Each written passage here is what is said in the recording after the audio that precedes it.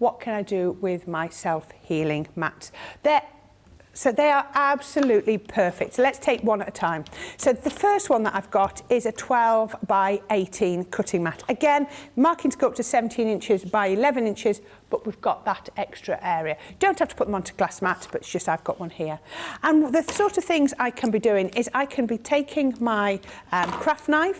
I can use the markings on there as a guide. I don't even have to start on the card. I can come through, I can cut on here, and then I can go again if I need to. There we are. And I've cut away on here. And that now will self-heal. It won't mark, it won't leave any indentations. Don't worry about cleaning them down. I actually just really wet mine. Now, as soon as I've wet that down, I can't feel those indentations anymore. Now, that's perfect if you want to just use your original craft knife, but I might want to do something a little bit more fluid.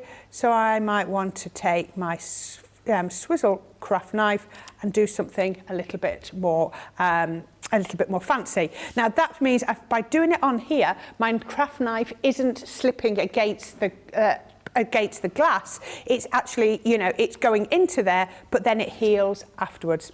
So that's the reason why you might be wanting your self-healing mat.